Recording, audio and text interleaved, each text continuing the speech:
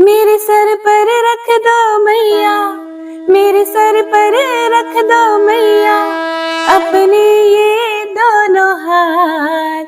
मैया हमको दीजिए जन्म जन्म का साथ। मैया हमको दीजिए जन्म जन्म का साथ। जय मां अम्बे। हरे कृष्णा।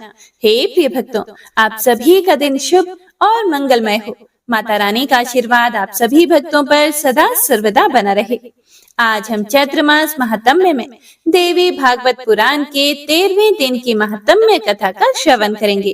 तो आइए आज की महात्म्य कथा का शुभारंभ करते हैं। जय श्री गणेश। इससे पहले के अध्याय में आपने जाना था कि किस प्रकार महिषासुर का दूत देवी के पास आया था और उनसे महिषासुर का संदेश सुनाया था। व्यास जी कहते हैं, महाराज, भगवती जगदम्बा श्रेष्ठ स्त्री के रूप में विराजमान थी। महिषासुर के मंत्री की बात सुनकर वे मुस्कुराती हुई मेघ की भांति गंभीर वाणी में उनसे कहने लगी। देवी ने कहा, मंत्रीवर, तुम्हें यह निश्चित रूप से समझ लेना चाहिए कि मैं देवताओं की जननी हूँ। मेरा नाम महालक्ष्मी है। संपूर्ण दैत्यों को मारने के लिए ही मैं प्रकट होती हूँ।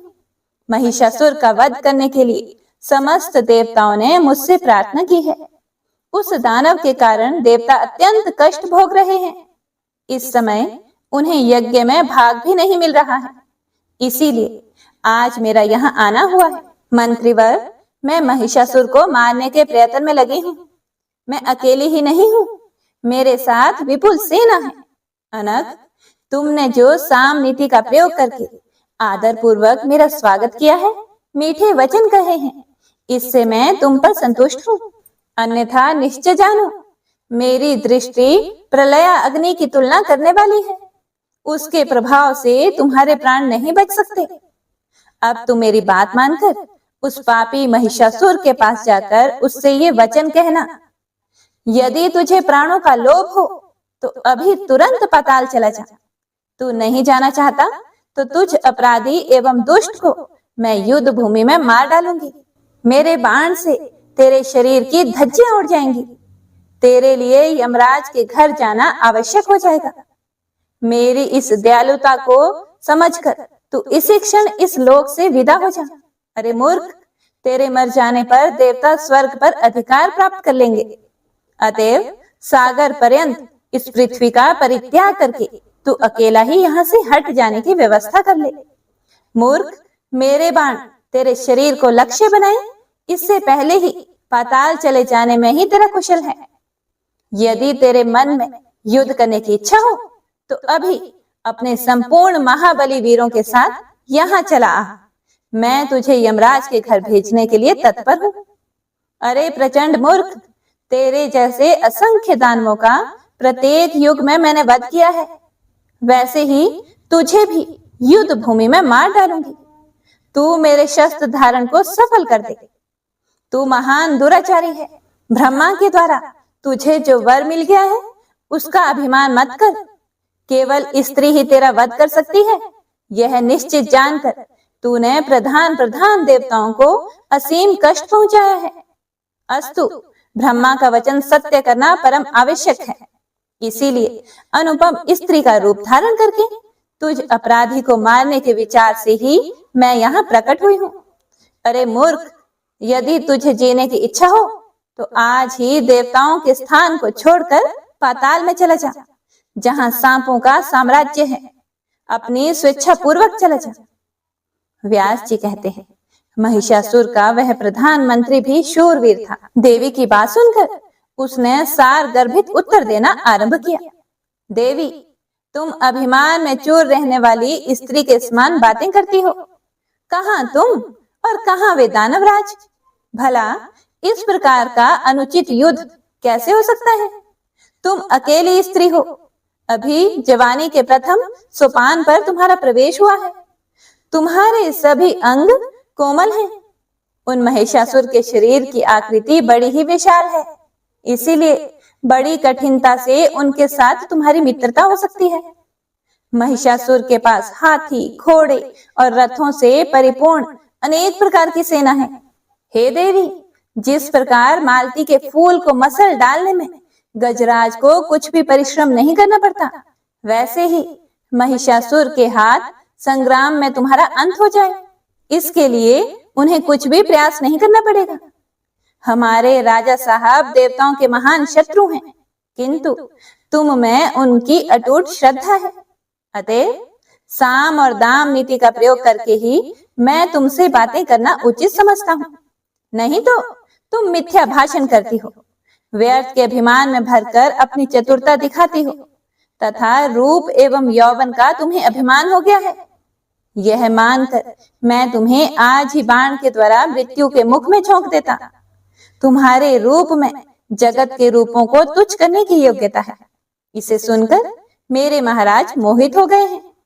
उनकी प्रसन्नता के लिए ही तुम्हारे प्रति मेरे मुख से अत्यंत मधुर वाणी निकल रही है। विशाल लोचने, उनके संपूर्ण राज्य और धन पर तुम्हारा ही अधिकार रहेगा। वे तुम्हारे सेवक होकर ही रहेंगे। मृत्युदायी क्रोध का परित्याग करके तुम उनसे प्रेम भाव बनाने की कृपा करो। तुम्हें तो शीघ्र ही राजा महिषासुर की पटरानी बन जाना चाहिए। महिषासुर से संबंध हो जाने पर संसार जनित समस्त सुख तुम्हारे लिए सुलभ हो जाएंगे। देवी ने कहा कि मंत्रीवर सुनो, मैं शास्त्र की मर्यादा के अनुसार चतुरता का आश्रय लेकर वाक्यों का बिल्कुल सार अर्थ तुम्हें बताती हूँ। मेरी समझ में आ गया है कि तुम महिषासुर के प्रधानमंत्री हो। तुम्हारे इन वचनों से स्वतः सिद्ध हो रहा है कि तुम्हें भी पाश्विक बुद्धि ही प्राप्त है। जिसके तुम जैसे मंत्री है, वह भला बुद्धिमान कैसे हो सकता है? तुम दोनों एक समान हो। ब्रह्मा ने तुम्हारी अच्छी जोड़ी मिलाई है। मूर्ख, मेरे विषय में तुमने जो कहा है, स्त्री स्वभावशाली हो, सो विचार पूर्वक देखो तो क्या मैं पुरुष नहीं हूँ? मैंने स्वाभाविक गति से स्त्री का वेश धारण कर लिया है। तुम्हारे स्वामी स्त्री के हाथ अपनी मृत्यु मांग चुके हैं। उसे पूरा करने के लिए ही मुझे ऐसा करना पड़ा है। इसमें मैं तो यही समझती हूँ कि वह प्रचंड मूर्ख है। वीर रस के तत्व से वह निरंतर अपरिचित रहा है। स्त्री के हाथ से मरना पराक्रमहीन के लिए भले ही सुखकर प्रतीत हो, शूरवीर के लिए तो यह महान कष्टप्रद है। ऐसी ही निंदनीय मृत्यु स्वयं बुद्धिमान बनने वाले तुम्हारे स्वामी महिषासुर ने मांगी है। इसीलिए स्त्री का रूप धारण करके उस कार्य को संपन्न करने के विचार से ही मैं यहाँ उपस्थित हुई हूँ। तुम्हारे धर्मशास्त्र विरोधी वाक्यों से मैं कैसे डर सकती हूँ? इसीलिए तुम शीघ्र ही अपने राजा के पास जाओ और उसे मेरी सारी बातें सुना दो। फिर वह तुम्हें जो आदेश दे वैसा ही करना। तुम्हें यदि प्राणों का मोह हो तो इंद्र स्वर्ग का राज्य करें, देवताओं को भविष्य प्राप्त करने का सुअवसर मिले और तुम लोग रसातल चले जाओ। हे मूर्ख, संभव है दुराचारी महिषासुर के विचार इसके विपरीत हों। उस अवस्था में तुम लोग मेरे साथ युद्ध कर सकते हो। सभी प्रधान देवता युद्ध भूमि में परास्त हो चुके हैं। तुम्हारी यह मान्यता निर्मूल है, क्योंकि देववश ब्रह्मा जी ने वर दे रखा था। इसी कारण वह परिस्थिति आ गई थी। व्यास जी कहते हैं, भगवती जगदम्बा की बात सुनकर महिषासुर के प्रधानमंत्री ने विचार किया कि मुझे अब क्या करना चाहिए। युद्ध करना ठीक है अथवा महाराज के पास लौट चलना? मेरे महाराज अवश्य ही कामातुर हो रहे हैं। उन्होंने इस स्त्री के साथ विवाह करने के उद्देश्य से ही मुझे यहाँ भेजा है। तब मैं उनकी मानसिक सरसता को भंग करके उनके पास कैसे जाऊं? अतः सर्वोत्तम यही है कि मैं बिना युद्ध किए ही राजा के पास पहुंचूं और उनसे निवेदन कर दूं कि वे शीघ्र स्वयं यहाँ आने का प्रबंध करें। वे महाराज महिषासुर बुद्धिमानों में श्रेष्ठ हैं। उनके पास तो बहुत से निपुण मंत्रियों का समाज है। उनके साथ बैठकर वे कर्तव्य के विषय में निश्चित विचार कर लेंगे। सहसा इस स्त्री के साथ युद्ध करना मेरे लिए अनुचित है, क्योंकि हार और जीत दोनों ही स्थितियों में महाराज का अप्रिय होने की ही संभावना है। संभव है यह स्त्री मुझे मार डाले अथवा जिस किसी उपाय से मैं ही इसे मारने में सफलता प्राप्त कर लूं, तब भी तो मैं राजा महिषासुर का कोप भाजन ही बनूंगा। इसीलिए वहीं चलकर देवी की कही हुई सब बातें महिषासुर को सुना दूं, यही मेरे लिए हितकर होगा। फिर उनको जो रुचिकर लगे वही करें। व्यास जी कहते हैं, इस प्रकार सोच विचार करके बुद्धिमान मंत्री राजा महिषासुर के पास लौट आया और प्रणाम करके उनसे ऐसा कहना आरंभ किया। मंत्री ने कहा कि हे राजन, सिंह पर बैठी हुई वह देवी वस्तुतः बड़ी ही सुंदर है। 18 भुजाओं के कारण उसका विग्रह अत्यंत सुरमय प्रतीत हो रहा है। उसने भुजाओं में अस्त्र शस्त्र धारण कर रखे हैं। हे महाराज, मैंने उस देवी से ऐसा कहा कि हे भामिनी, तुम राजा महिषासुर की सेवा में चलो। वे त्रिलोकी के स्वामी हैं। तुम उनकी प्रेयसी रानी बनने का सुअवसर प्राप्त करो। तुम ही उनकी पटरानी बनोगी, यह बिल्कुल निश्चित है।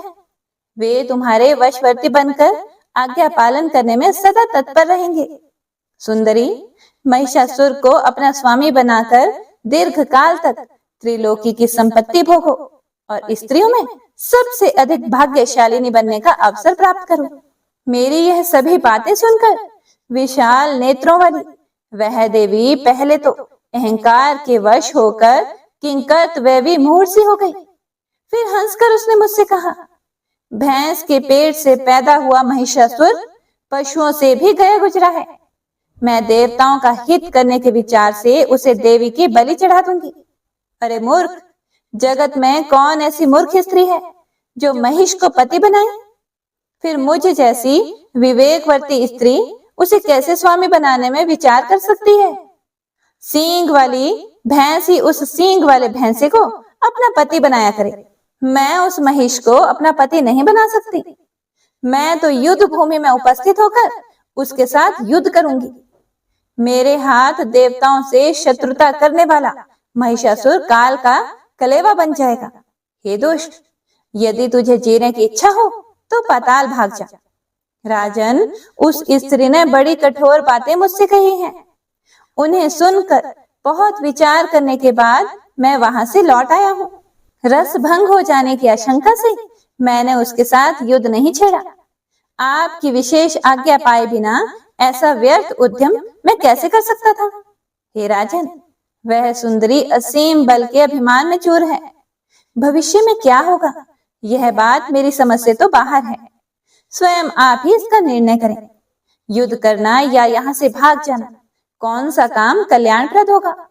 इसके अंतिम निर्णय तक पहुंचने में मेरी बुद्धि असमर्थ है। व्यास जी कहते हैं, मंत्री की बात सुनकर अभिमान में चूर रहने वाले महिषासुर ने अपने बूढ़े मंत्रियों को बुलाया और उनसे मंत्रणा की। राजा महिषासुर ने कहा कि हे मंत्रियों, इस अवसर पर हमें क्या करना चाहिए? आप लोग शीघ्र अपना अंतिम निर्णय व्यक्त करें। शंबरासुर से संबंध रखने वाली माया की भांति देवताओं की रची हुई यह माया ही सामने आ गई है क्या? इस कार्य में आप लोग परम प्रवीण हैं। तरह तरह के उपाय सोचने में आपकी बुद्धि बड़ी ही कुशल है। ऐसी परिस्थिति आ जाने पर साम दाम आदि उपायों में से किसका अवलंबन करना चाहिए, यह मुझे सूचित करें। फिर मंत्री बोले कि महाराज, प्रत्येक समय सत्य और प्रिय वचन ही बोलना चाहिए। विवेकी पुरुष हितकर कार्य के विषय में भली भांति सोच समझकर ही अपना मत व्यक्त किया करते हैं। राजन, कुछ बातें तो सत्य और हितकर होती हैं, कितनी ही बातें प्रिय होते हुए भी अहितकर होती हैं। जैसे औषध जगत में मनुष्यों को खाते समय अप्रिय होते हुए भी परिणाम में रोग नाश रूपी हित का साधक होता है। राजन, यह विचार बड़ा ही गहन है। इस अवसर पर हम कैसे और क्या कहें? किस कार्य का परिणाम अच्छा होगा अथवा बुरा, इसे त्रिलोकी में कौन जान सकता है? राजा महिषासुर ने कहा, एक बार सब लोग अपनी अपनी बुद्धि के अनुसार मत व्यक्त करें। सबके विचार सुनकर मैं सोच लूंगा। कार्यकुशल पुरुष को चाहिए कि वह बहुत से लोगों के मत को जानकर उस पर बार बार विचार करे, फिर जो कार्य हितकर लगे उसे अपनाने की चेष्टा करे। व्यास जी कहते हैं, राजा महिषासुर के ऐसे वचन सुनकर महाबली विरूपाक्ष उसे प्रसन्न करते हुए झट से बोल उठा। विरूपाक्ष ने कहा कि हे राजन, यह एक साधारण स्त्री है। अभिमान में भरी होने के कारण इसके मुख से ऐसे वचन निकल रहे हैं। केवल डराने के लिए ही इसकी ऐसी बातें हैं। इसे आप समझ लीजिए। स्त्रियां बढ़ा चढ़ाकर बहुत सी बातें ऐसा क्या करती हैं ताकि युद्ध में किसी प्रकार परास्त ना हो सके, किंतु उनके असत्यपन और साहस को जानने वाला कौन पुरुष उनसे डर सकता है। हे राजन, आप त्रिलोकी पर विजय प्राप्त कर चुके हैं। इस समय एक साधारण स्त्री से भयभीत होना आपके लिए बिल्कुल अशोभनीय है। हाँ, किसी दीनहीन को मारने पर वीर पुरुष को जगत में कलंक अवश्य लग सकता है। इसीलिए हे महाराज, मैं अकेले ही चंडी से युद्ध करने जा रहा हूँ। मैं उसे अवश्य ही मार डालूंगा। अब आप निर्भय हो जाएं। कुछ सैनिक मेरे साथ रहें। मैं अस्त्र शस्त्रों से सज धज कर जाऊंगा, जिससे प्रचंड पराक्रम वाली उस दुर्धर्ष स्त्री को परास्त कर सकूं। हे राजन, अब आप मेरा बल देखिए। सर्पमय रस्सियों से बांधकर उसे आपके पास ले आऊंगा। फिर तो वह सदा आपके अधीन होकर ही रहेगी। व्यास जी कहते हैं, विरूपाक्ष की बात सुनकर दुर्धर्ष ने उसके वचन का अनुमोदन किया। उसने महिषासुर से कहा कि हे राजन, बुद्धिमान विरूपाक्ष की वाणी बिल्कुल सत्य है। आप तो स्वयं ही विचार कुशल हैं। मेरी भी कुछ प्रिय बातें सुनने की कृपा करें। अनुमान करने से ऐसा लग रहा है कि इस सुंदरी को कामदेव ने मत डाला है। अपने रूप के अभिमान में प्रमद रहने वाली स्त्री प्राय ऐसा भाव बनाया करती हैं। उसकी हार्दिक इच्छा है कि डरा धमका कर आपको अपने वश में कर लिया जाए। इनके इस अभिप्राय को रसज्ञ पुरुष भली भांति समझ लेते हैं। हे महाराज, इस रहस्य को जानकर आपको भी रसयुक्त व्यवहार करना चाहिए। उसके लिए साम और दाम, ये दो ही उपाय सही हैं। यह सुंदरी क्रोध अथवा अभिमान में भरी रहने पर भी आपके अनुकूल हो जाएगी। उसी के समान मीठे वचनों का प्रयोग करके मैं उसे आपके पास ले आऊंगा। राजन, बहुत कहने से क्या प्रयोजन? उसे आपके वश में कर देना अब मेरे लिए परम कर्तव्य हो गया है। मैं अभी जाता हूँ और ऐसा प्रयत्न करूंगा कि वह स्त्री दासी की भांति निरंतर आपकी सेवा में तत्पर हो जाए। व्यास जी कहते हैं, विरूपाक्ष की ऐसी बातें सुनकर रहस्य के पूर्ण जानकार ताम्र ने महिषासुर से कहा कि राजन, आप मेरी कुछ बात सुनने की कृपा करें। मैं प्राण युक्त धार्मिक बात कहता हूँ, जो रस और नीति से भी संयुक्त है। यह स्त्री पूर्ण विदुषी जान पड़ती है। काम से आतुर होकर आपसे प्रेम करने के लिए इसका आगमन नहीं हुआ है। महाबाहो, बिना किसी सहायक को लिए एक नव युवती स्त्री ने आने का साहस किया है। यह कैसी विचित्र बात है। मन को मुग्ध करने वाली इस देवी का रूप भी बड़ा ही विलक्षण है। त्रिलोकी में किसी ने भी 18 भुजा वाली स्त्री को न कभी सुना और ना ही देखा है। हे राजन, जितनी भुजाएं हैं उतने ही सुदृढ़ आयुधों को भी इसने धारण कर रखा है। मेरी समझ से तो ये सारी बातें काल की करतूत हैं। अब निश्चय ही कुछ प्रतिकूल घटनाएं घटने वाली हैं। मैंने रात में स्वप्न में अनिष्ट सूचक ही देखा है। इससे मुझे जान पड़ता है कि अब यमराज का डेरा यहाँ जम गया है। रात बीत चुकी थी, उषा काल हो गया था। उसी समय मुझे स्वप्न में दिखाई पड़ा, घर के आंगन में काले रंग की साड़ी पहने हुए कोई स्त्री विलाप कर रही है। यह मृत्यु सूचक स्वप्न विचारणीय है। रात में भयंकर पक्षी घर घर घूमकर रो रहे हैं। इससे मैं जानता हूँ कोई भयानक अनिष्ट का कारण अवश्य उपस्थित होने वाला है। परिणाम भी दृष्टिगोचर हो रहा है, जो कि वह स्त्री युद्ध करने के लिए निश्चित विचार करके आपको बुला रही है। हे राजन, यह स्त्री ना मानुषी है, ना गांधर्वी और ना ही आसुरी। इसे देवताओं की रची हुई माया समझना चाहिए। मोहित करना इसका स्वाभाविक गुण है। इस अवसर पर मन में कायरता लाना अवश्य ही अवांछनीय है। जो कुछ भी हो, युद्ध करना ही समुचित है। जो होना है वह तो होकर ही रहेगा। प्रारब्ध से संबंध रखने वाले अच्छे अथवा बुरे फल को कौन जान सकता है। इस विषय में सभी अनभिज्ञ हैं। इसीलिए मेधावी पुरुष को चाहिए कि विचार पूर्वक धैर्य धारण करके स्थिर बना रहे। राजन, मनुष्यों के जीवन और मरण के विषय में दैव का अमिट शासन चलता है। त्रिलोकी में कोई भी ऐसा पुरुष नहीं है जो उसे विफल करने में समर्थ हो सके। महिषासुर ने कहा, महाभाग ताम्र, तुम युद्ध करने के लिए निश्चित विचार करके जाओ। उस स्वाभिमानी सुंदरी स्त्री को धर्म पूर्वक परास्त करके मेरे पास ले आना। यदि वह सुंदरी युद्ध भूमि में तुम्हारी अधीनता ना स्वीकार करे, तब भी उसको तुरंत मार डालना अनुचित होगा। फिर किसी दूसरे ही प्रयत्न से उसे वश में करने की चेष्टा करनी चाहिए। अजी, तुम तो सर्व ज्ञान संपन्न वीर पुरुष हो। काम शास्त्र में भी तुमने सर्वोत्तम योग्यता प्राप्त की है। जिस किसी भी उपाय से उस सुंदरी को वश में कर लेना परम आवश्यक है। वीर, हे महाबाहो, तुम अभी एक विशाल सेना साथ लेकर वहां पहुंचो। जाकर बार बार विचार करके उसके हार्दिक अभिप्राय को समझने की चेष्टा करना। काम अथवा वैर किस उद्देश्य को लेकर वह यहाँ आई है, यह जानना बहुत ही आवश्यक है। अथवा वह किसकी माया है, सर्वप्रथम यह निश्चय करके उसके अभिलेषित कार्य पर विचार करना चाहिए। इसके पश्चात अपनी योग्यता और बल के अनुसार युद्ध करना समुचित है। कायरता और निर्दयता दोनों ही बिल्कुल अवांछनीय हैं। उसके मन के अनुसार ही तुम्हें भी व्यवहार करना चाहिए। व्यास जी कहते हैं, ताम्र का मस्तक मृत्यु का आसन बन चुका था। उसने महिषासुर की बातें सुनकर सेना को साथ लिया और उसे प्रणाम करके वह युद्ध के लिए चल पड़ा।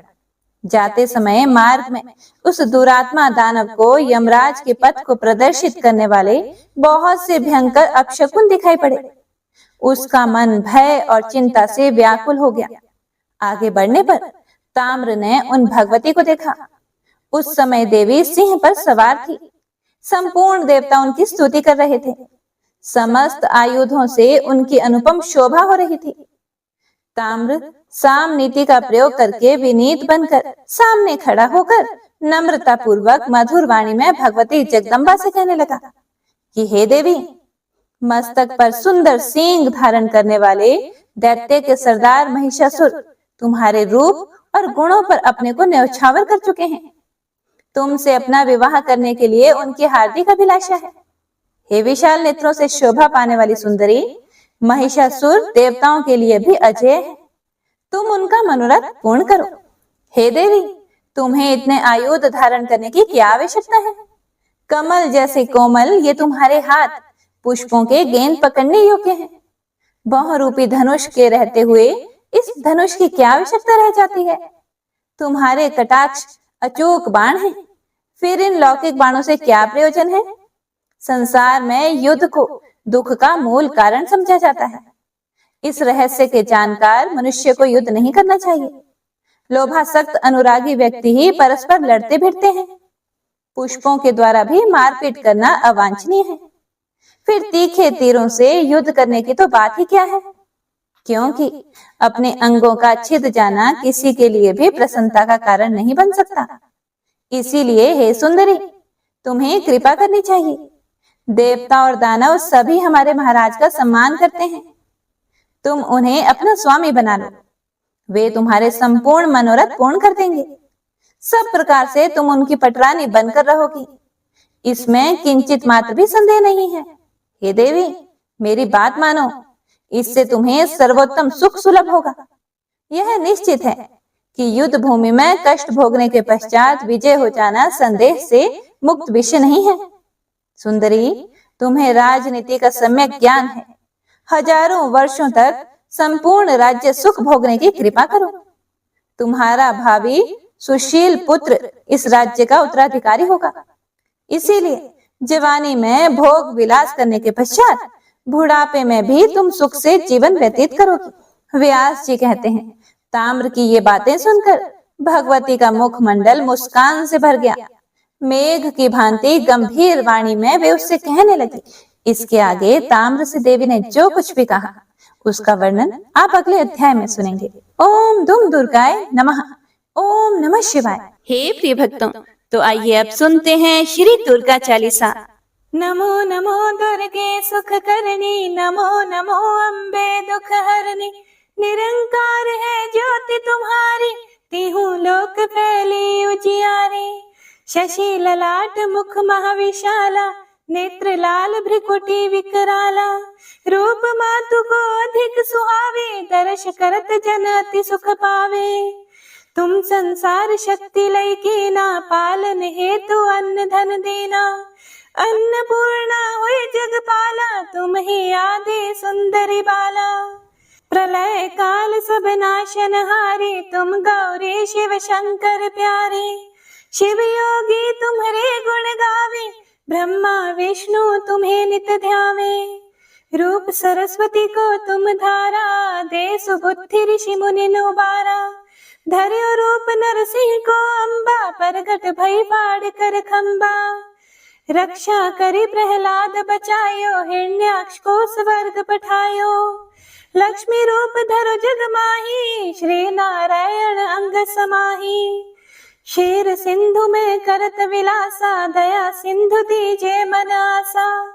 हिंगलाज में तुम्ही भवानी, महिमा अमित ना जात बखानी।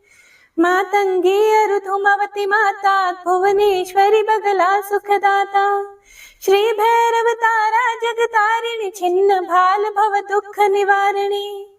केहरे वाहन सोह भवानी, लांगुर वीर चलत अगवानी।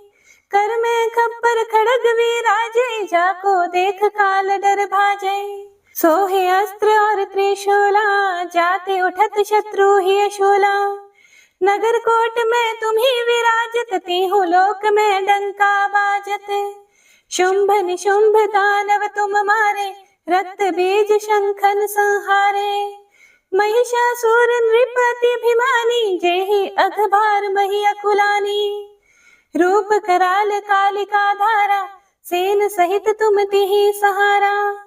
परिगाड़ संतन पर जब जब, भय सहाय मातो तुम तब तब। अमरपुरी अरु बासवलोका, तब महिमा सब कहे अशोका। ज्वाला में है ज्योति तुम्हारी, तुम्हें सदा पूजे नर नारी। प्रेम भक्ति से जो यश गावे, दुख दारिद्र निकट नहीं आवे। ध्यावे तुम्हें जो नर मन लाए, जन्म मरण ताकौ छुट जाए। जोगी सुर मुनि कहत पुकारे, योग न हो बिन शक्ति तुम्हारे। शंकर आचार्य तप कीनो, काम क्रोध चित सब लीनो। निश दिन ध्यान धरो शंकर को, काहू काल नहीं सुमिरो तुमको। शक्ति रूप का मर्म न पायो, शक्ति गई तब मन पछतायो। शरणागत हुई कीर्ति बखानी, जय जय जय जगदम्ब भवानी। भई प्रसन्न आदि जगदम्बा, दई शक्ति नहीं कीन विलंबा। मोको मातु कष्ट अति घेरो, तुम बिन कौन हरे दुख मेरो। आशा तृष्णा निपट सतावे, रिपु मूरख मोहि डर पावे। शत्रु नाश कीजे महारानी, सुमिरो इक चित तुम्हें भवानी। करो कृपा हे मातु दयाला, रिद्धि सिद्धि दई करहु निहाला। जब लगी ज्यों दया फल पाऊं, तुम्हरो यश मैं सदा सुनाऊं। दुर्गा चालीसा जो कोई गावे, सब सुख भोग परम पद पावे। देवी दास शरण निज जानी, करहु कृपा जगदम्ब भवानी। इति श्री दुर्गा चालीसा संपूर्ण। हे प्रिय भक्तों, तो आज की महात्म्य कथा यहीं पर समाप्त होती है। माता रानी आप सभी भक्तों को कथा को सुनने का पुण्य फल प्रदान करें। हे प्रिय भक्तों, हमारे चैनल पर गुरु प्रदोष व्रत की कथा भी पोस्ट कर दी गई है। आप सभी भक्तजन एक बार कथा का आस्वादन जरूर कीजिएगा। तो मिलते हैं अगली कथा के साथ, तब तक के लिए जय माता दी।